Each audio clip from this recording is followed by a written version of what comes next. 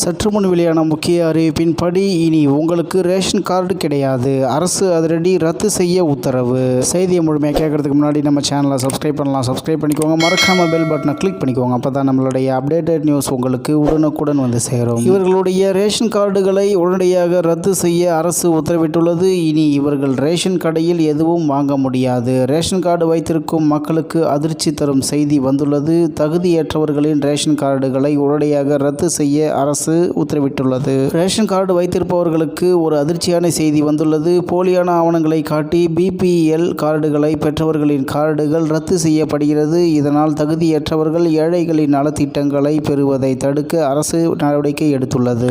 அதன்படி தகுதியற்றவர்களின் பிபிஎல் கார்டுகள் ரத்து செய்யப்பட்டு ஏபிஎல் கார்டுகளாக மாற்றப்படுகின்றன. ரேஷன் கார்டு என்பது இந்தியாவில் ஒரு முக்கியமான ஆவணமாகும். தேசிய உணவு பாதுகாப்பு சட்டத்தின் கீழ் மக்களுக்கு மானிய விலையில் கோதுமை, அரிசி போன்ற உணவுப் பொருட்கள் வழங்கப்படுகின்றன. மேலும் பல நலத்திட்டங்களை பெறவும் இது உதவுகிறது. ஆனால் ஒரு சிறிய கவனக்குறைவு கூட உங்கள் ரேஷன் கார்டை ரத்து செய்ய வழிவகுக்கும். இதனால் அத்தியாவசிய அரசு நலத்திட்டங்களை பெறுவதிலும் சிக்கல்கள் ஏற்படலாம். ரேஷன் கார்டில் கேஒய்சி அப்டேட் செய்யாவிட்டால் ரேஷன் கார்டு ரத்து செய்யப்படும். உங்கள் ரேஷன் கார்டுக்கு கேஒய்சி சரிபார்ப்பு செய்யவில்லை என்றால் அது செயலிழக்கப்படலாம் அல்லது நிரந்தரமாக ரத்து செய்யப்படலாம். மேலும் தகுதியற்ற பயனாளிகளை கண்டறிய அரசு டிஜிட்டல் சரிபார்ப்பை மேற்கொண்டுள்ளது. அதனால்தான் இந்த நடவடிக்கை எடுக்கப்பட்டுள்ளது. மேலும் உங்கள் ரேஷன் கார்டை ஆதார் எண்ணுடன் இணைப்பது கட்டாயமாகும். ஆதார் இணைப்பு செய்யப்படாவிட்டால் அந்த ரேஷன் கார்டு ரத்து செய்யப்பட வாய்ப்புள்ளது. ரேஷன் கார்டில் குடும்ப உறுப்பினரை சேர்க்கும் போது அந்த உறுப்பினரின் ஆதார் கார்டும் ரேஷன் கார்டில் இணைக்கப்படுகிறது.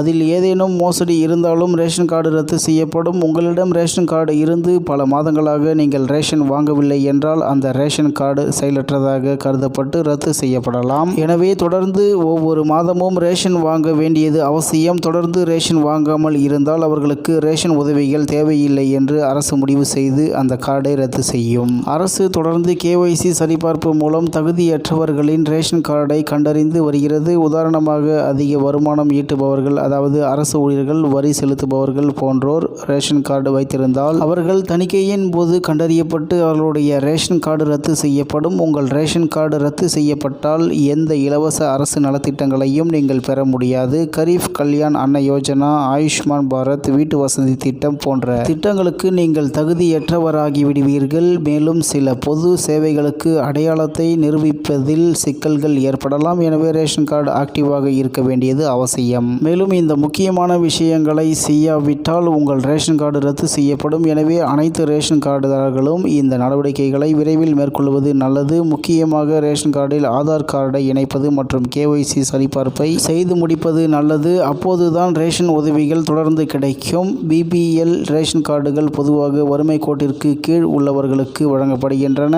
ஆனால் தகுதியற்றவர்களும் பிபிஎல் கார்டுகளை பெற்று ஏழைகளின் உணவு மற்றும் வசதிகளை பறிப்பதாக கூறப்படுகிறது. இதை தடுக்க அரசு தீவிர நடவடிக்கை எடுத்து வருகிறது. ரேஷன் கார்டு என்பது ஒரு முக்கியமான ஆவணம் மட்டுமல்ல, பல விண்ணப்பங்களுக்கு இது அவசியமானதாகும். எனவே உங்கள் ரேஷன் கார்டை முறையாக பராமரிப்பது மிகவும் முக்கியம். இந்த மாற்றங்கள் அனைத்தும் அரசின் நலத்திட்டங்களை உண்மையான பயனாளிகளுக்கு கொண்டு சேர்ப்பதற்காகவே செய்யப்படுகின்றன. உங்கள் கார்டில் ஏதேனும் சிக்கல்கள் இருந்தால் உடனடியாக சம்பந்தப்பட்ட அதிகாரிகளை அணுகி சரி செய்து கொள்வது நல்லது என்று தகவல் வெளியாகி உள்ளது என்பது குறிப்பிடத்தக்கது.